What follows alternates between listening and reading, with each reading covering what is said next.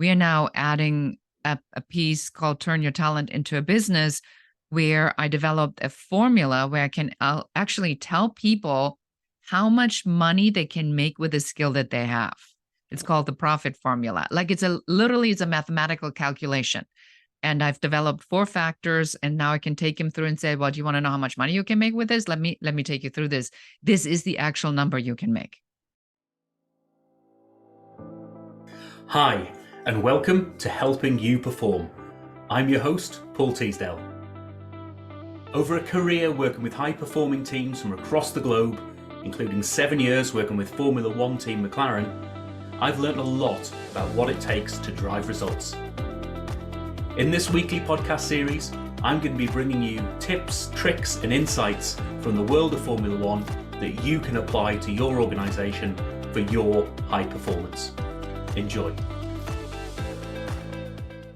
Hi everybody, and welcome to another episode of Helping People Perform, where I'm joined by some amazing people who've got their stories about their vocation in life and how they help others perform at their best.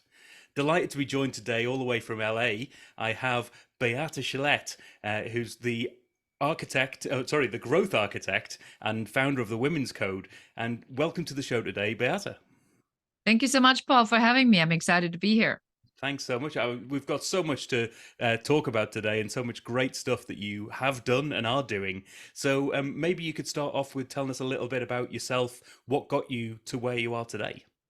Yes. So I am known as a growth architect, as you said, and I work with visionaries and thought leaders, help them grow their authority and scale their impact.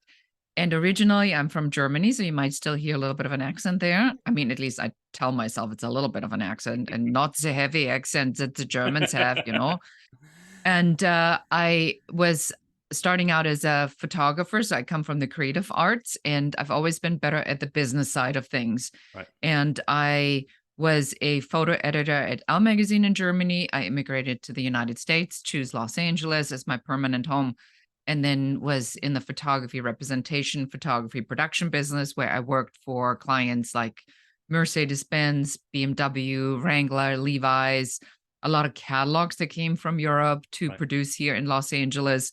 And then I went through what I call a decade of bad luck with really big disasters and tragedies, from fires, floods, riots, earthquake, September 11th, which wiped out my production business in a day. I lost $500,000, a lawsuit by a bad employee that cost me another $500,000. And then I finally figured out how to crack the code, built up a stock photography syndication business, and magically figured out how to get from $135,000 in debt as a single, broke, miserable mom to becoming a self-made multimillionaire by selling my business to no other than Bill Gates. Yeah, I mean, looking at your profile and some of the previous conversations, you've mentioned this. That's no mean feat, shall we say? So, what was the story there? How did you build that up, and how did it end up getting sold on to Bill? Yeah, so the idea behind a lot of these things, we're talking about performing and how do you perform? Sometimes I think, Paul, people underestimate that the challenges that we are in are really stretch marks, that we are going through this because we're becoming the person that we need to be ready for that next stage of our lives. Right. So if you are not making changes, if you are not stretching, if you are not having growing pains, then you're remaining exactly where you are. And then guess what? What you do is exactly what's going to happen tomorrow and next year and in 10 years and in 20 years. So I finally figured out that this production business that fell apart and the photography business that fell apart were businesses that needed me to be in them all the time. Right. And when I was in that, I realized I wasn't making money when I wasn't there. And I had this idea that I needed to play on a larger global scale. And I had no idea how this was going to go. Little did I know that God, Spirit, the universe, whatever you want to call it, then just said, oh, okay, we're listening, and just shredded everything that I had. I think that the transition probably could have been a little softer, if you ask me, instead of this crazy hardship. Yeah. And then I had this idea of building up this stock photography syndication that was specialized in architectural and interior photography. And that was at a time when digitization just started, and I had learned a lot of lessons in my previous businesses. So I went after the A-listers, And the A-listers in photography, of course, photograph A-list homes and work with A-list architects and A-list interior designers who, as you imagine, do the celebrity A-list decorating and designing and building. Right. And next thing I know, these photographers that work with the best, that are in the top 1%, come and bring me their stories and say, hey, this just came out of embargo from Elle magazine, or this just came out of embargo from Vogue Casa in Italy.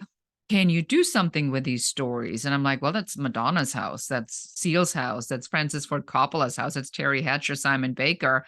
I Wow. mean, this is the Naomi Campbell. It's the who's who of who's who. Yeah. And I then said, well, I was an editor at Elle magazine. I used to buy these stories. Hmm. So I figured out how to build an international syndication network amongst other stock photography syndications.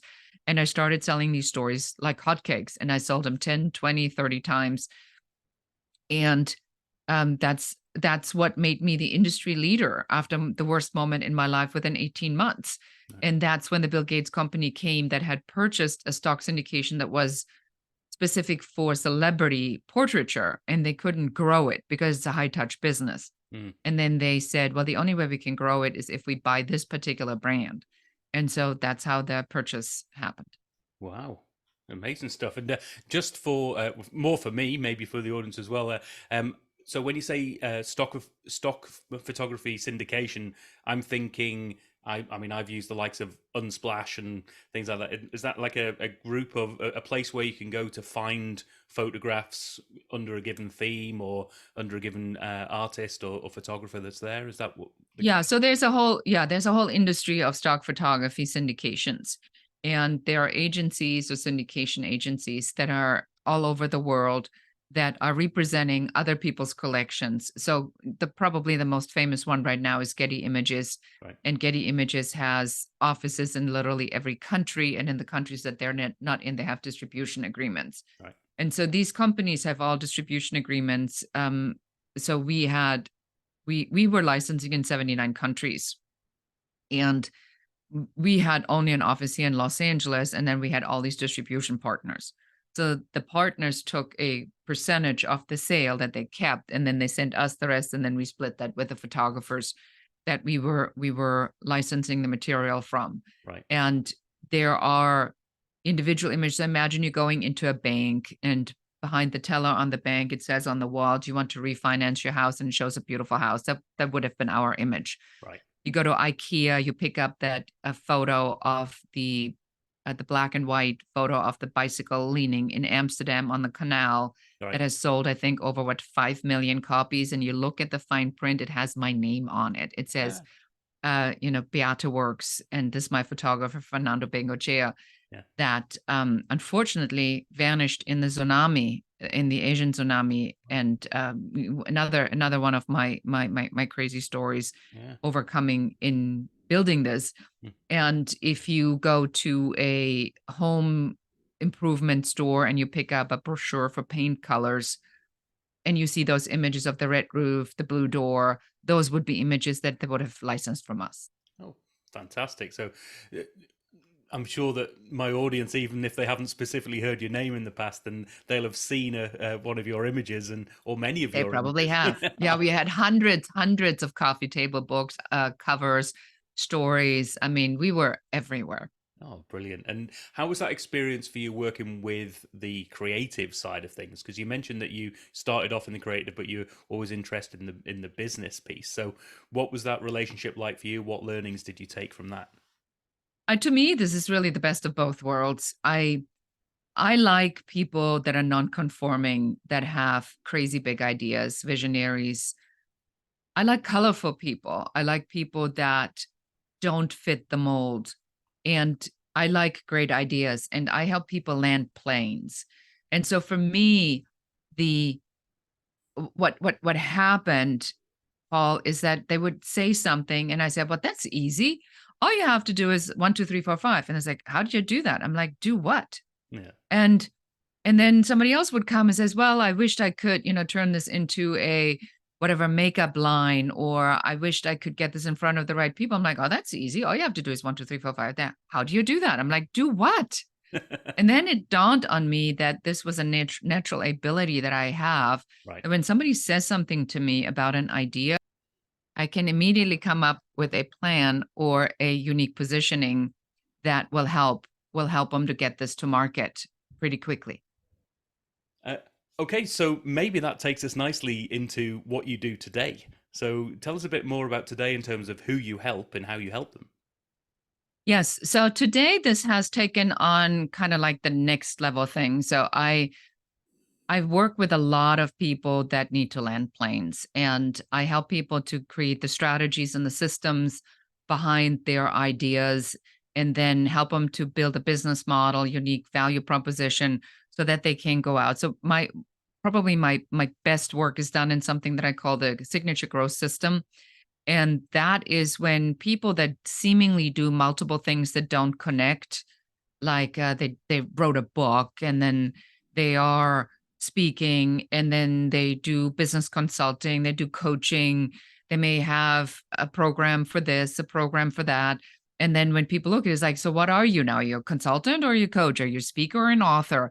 And then when you try to explain how this all fits under one umbrella, you stumble along 5 minutes later, they still don't know what you're doing. They turn around and walk away, and you have no opportunity to sell.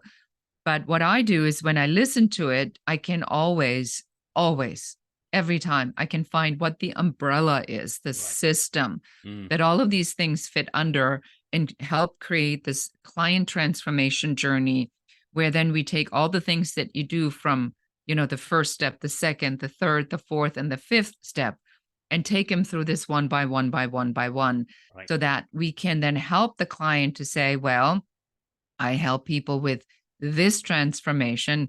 That sounds interesting. Like, I'm the growth architect. Right. That sounds interesting. What do you do? Well, I work with visionaries and thought leaders to help them scale their authority and grow their authority and scale their impact. What does this mean, grow your authority? Well, you need a unique differentiation factor. You need a strategy, a system. We follow the 5-star success blueprint. What is a 5-star success blueprint? That's our proprietary method.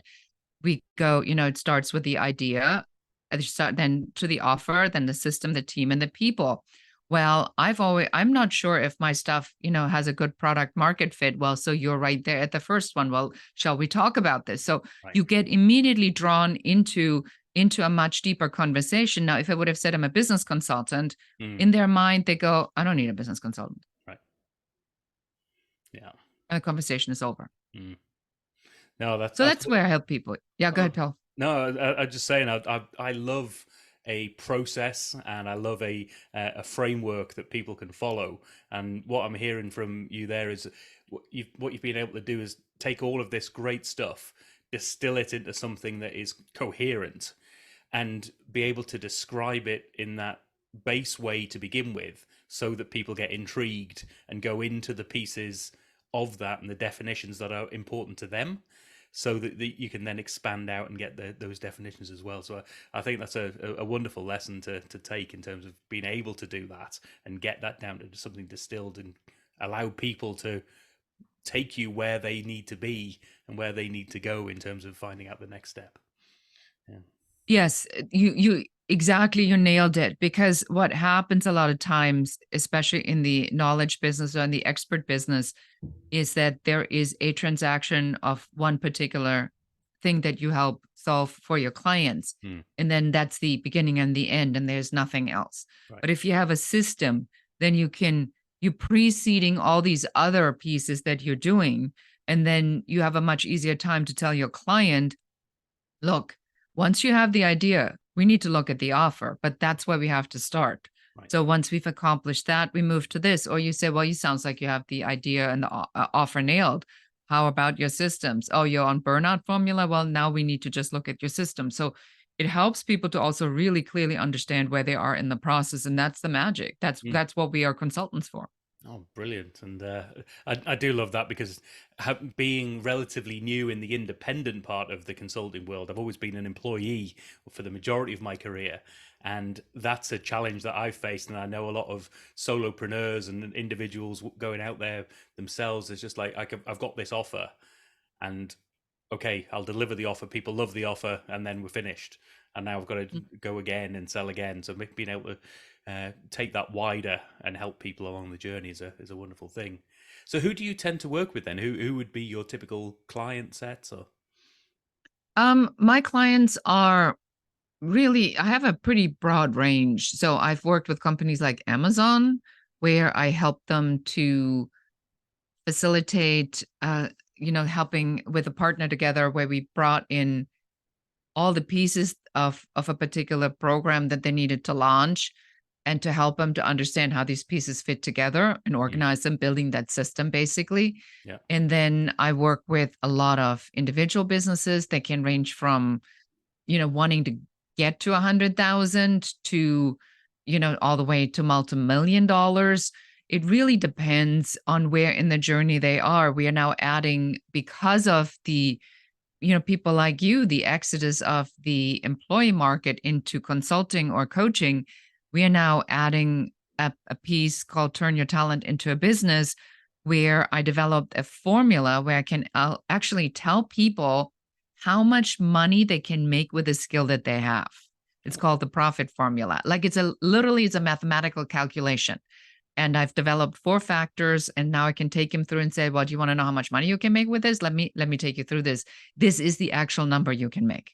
wow, oh, intriguing stuff. I'm sure there's going to be plenty of people who are going to be nibbling at the and chomping at the bit on that one, because and that ability to connect people with the questions that really matter to them. And quite often you can have a great offer or a great thought of an offer or a service. And if you are niche, then it can help with getting some clients. But knowing upfront how big of an offer this is and the potential can really help you to set up for success, I'm sure, in the first place. Well, and then I think that's the whole point. What you're saying is, so if somebody says, well, I've been in communications at the corporation, and I want to help people in communications, but I don't even know how much money I can make. Let's say I need to replace 100,000 pounds or $100,000, 100,000 euros, whatever your currency is. You don't know if you can do that. Mm. And so that's why I developed the formula to say, well, what is the hourly rate? What are these factors? What is your experience? And I gave it valuations.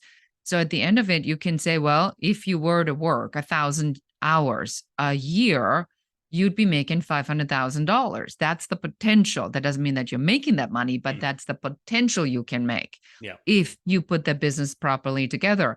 And I think that that's a different idea for people, because that way they see what's possible. And energetically, as you very well know as a consultant yourself, Yeah. if we reverse engineer what's possible, then we are much more solution focused. No, I love that. I spent a good few years working for McLaren, the Formula One team, and they do a lot of simulation and modeling and virtual environments where half of the point of that is I can test something in a virtual environment that Mhm. says if I can get this part like half the weight that it is currently and twice as strong, what would that mean in terms of value to the car? In that case, speed and drivability and all the rest of it. And if the answer to that is in the region of X, then you say, right, well, it's worth investing in making that happen. As opposed to if it's like only half of that, then actually, no, I'm going to spend too much money for not enough benefit. And that's a great way of saying up front, is it worth me putting all this time and effort in?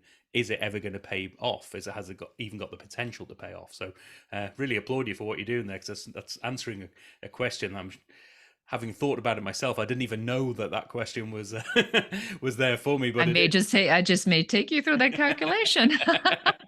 brilliant stuff.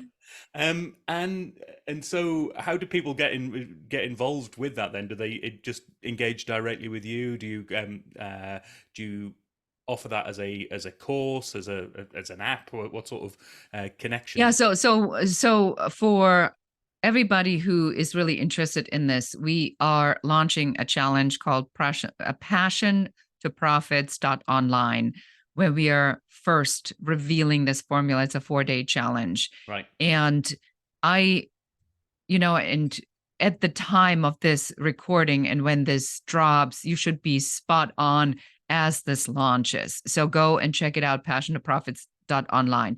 If you're listening to this recording after it's launched, we'll add a wait list, and then you just sign up for that, and then we'll let you know when we do the next one.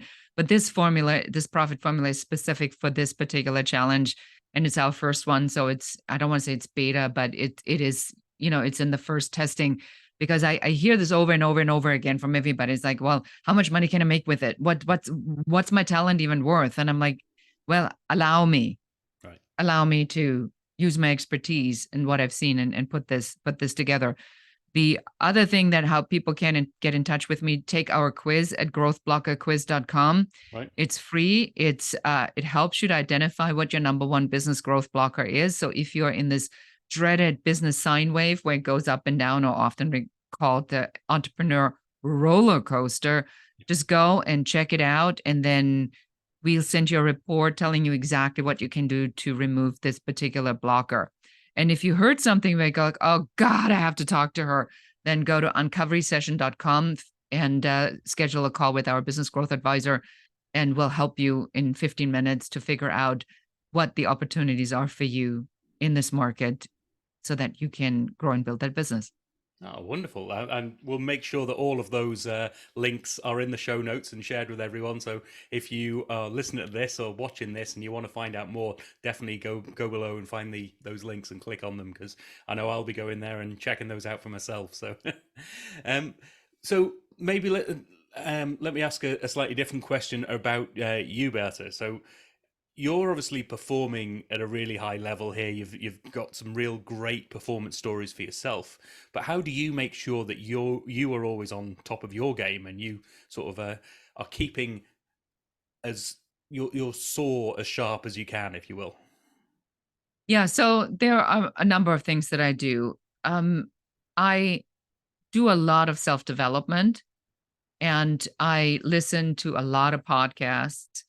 And for anybody listening to this right now, I do really ask you now to go wherever you pick up this podcast, give Paul a 5-star review, subscribe, and please do leave a comment. And the comments are so critical because it helps pick up the engagement by the algorithm. And then Paul can help more people. And then share this episode with one other person. And when you've done that, let's go back to your original question. So I do listen to a lot of podcasts. I listen to a lot of documentaries. And I'm currently listening to The Surrender Experiment as an audiobook. I'm preparing for an ayahuasca journey at the end of the year to, really go into a next level dimension. I believe that success mindset are very, very closely connected. You cannot do one without the other. So your spiritual development is directly correlated to your business success. And some of the old stories that we have about family, about money, about, what holds us back, need to now really be re-examined and let go if you want to go to that next level. I work with a high performance coach. Actually, I have my session today in a couple hours where I talk to her regularly, and she always puts my feet to the fire and helps me to be the better version of myself.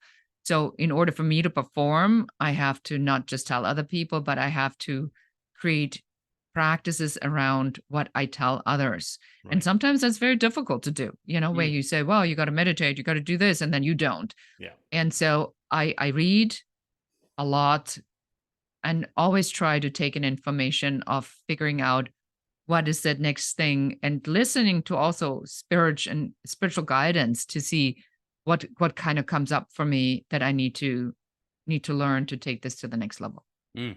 Oh, wonderful stuff. And I think there's so many different ways that people can get their energy. And I think that's the key bit, is whatever it takes for you to get your energy to where it needs to be to move forward and perform, whether that's walks in nature, whether that's coaching, whether that's listening to dancing, music, whatever it might be, it's then it's about getting that energy right for you so that you can not only continue to perform, but challenge your performance barriers as well, in terms of where can you go from here.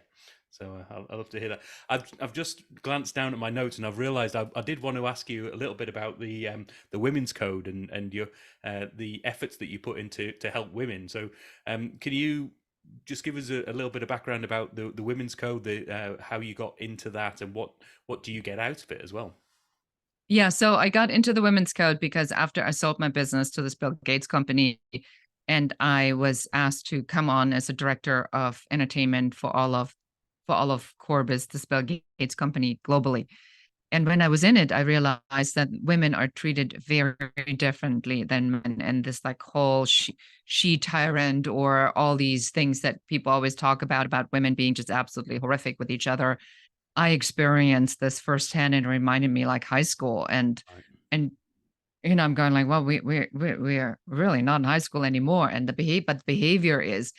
And so I realized that women need to have a code amongst ourselves first before we can address the larger issues. And if we don't have a code amongst ourselves, we'll never address the bigger issues.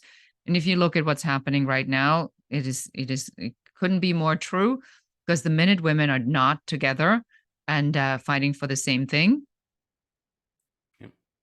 we cannot address the inequalities that are out there.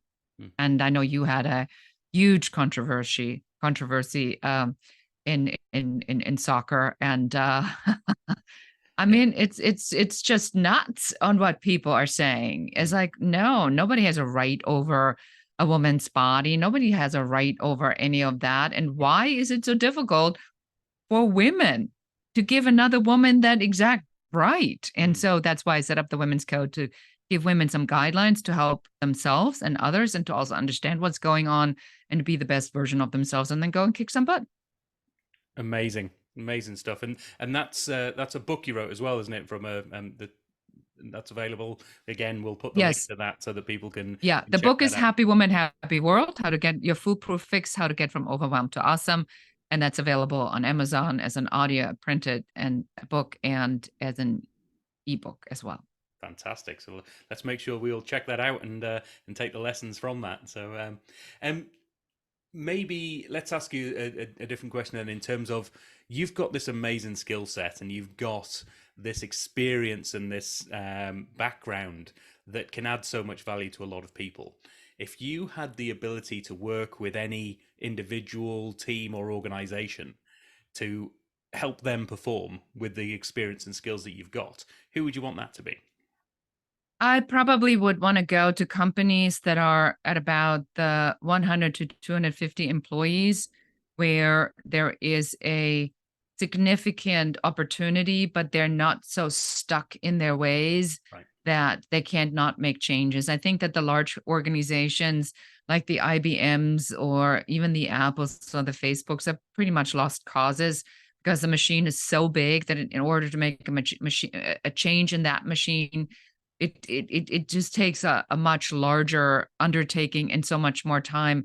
I am best at helping companies that have a market opportunity and they want to move on it fast. Right.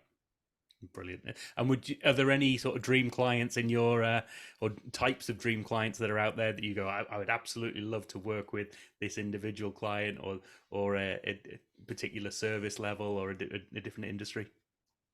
That is such a good question. I never even thought about it like that. I work with a lot of people that are in the entrepreneurs organization, and I really tend to like that group because they're my people. Right. So anybody who is like a, in the YPO Young Professional Organization or EO, anybody in that realm, that would, I love working with these people because they're all nuts. Brilliant. That's what we like. A nice bit of color, bit of character, and a bit of crazy to go Add along a little color, sprinkle the color over it. Yes. and if we switch that around a bit and then say, in order to help you perform, if you could sit down with anyone and just have that conversation, have a coffee or a meal or a drink with someone, and say, just through that chat, I could just get so much from my own performance. Who would you want that to be? I probably would like to sit down with Abraham Hicks. And Abraham Hicks is like a very well-known spiritual medium that's channeling, um, probably people on a high spiritual level. My mindset trainer, David Nagel, I would love to just hang out with him, just him and me for a couple hours because I always get so much out of him. Yeah. And I think I can do without Elon Musk if you really want to ask me. But although that would be an interesting exercise just to see how his brain works. Yeah. because, with his was being on the spectrum and then having, obviously ADD, it would be interesting to see what goes on in his brain, because there's very specific brain chemistry with him. Mm. Wouldn't mind doing that. Definitely people that have a little bit of being a badass, and that come across as incredibly unapologetic about what they do. Right. Brilliant. So if you're out there and you think you fit that mold, then give Beate a shout out, and I'm sure she'll connect. Yeah, call me. Which takes us on to the next bit. How do people find out more, Beate? Where do they go? We've got a couple of links there, but what's the best way to connect with you? Yeah, reach out, drop in my DM on Instagram or on Facebook or Threads or Twitter or wherever that might be. I'm either under my name, Beate Chelette. To my knowledge, I'm the only person with that name, at least actively in the industry. Nice. And or the growth architect. And make sure you mention the show so we can get you priority treatment. But I am pretty active out on social media or TikTok. Join my channel and reach out to me there. Brilliant. And as always, I encourage my listeners to do connect. Do go out and take people up on this opportunity. You never know where it's going to take you. I've had some amazing experiences outside of this podcast as well as inside it, but just picking up the phone or dropping an email or dropping a message to someone and saying, any chance of a chat? And if people say no, then it wasn't to be. But if they do, you never know where it's going to take you. So you never know where it's going to lead you. No, 100%. Yeah. So Beate, I wish you the best of luck in everything you do going forward, because I think there's some amazing stuff around that formula that you've got in play, and your ability to bring those umbrella terms and bring that simplicity in the process to people's lives is really valuable to all. So thanks for that, and thanks for so much for being on the show today, Beate. Thank you so much for having me, Paul. Okay, see you soon. Thank you for listening to this episode of the Helping You Perform podcast. If you found value in this episode, please take a moment to like, share, or review the podcast. You can reach out to me at any time, either through LinkedIn or through my website at www.paulteasdale.co.uk. I look forward to speaking to you in the next episode.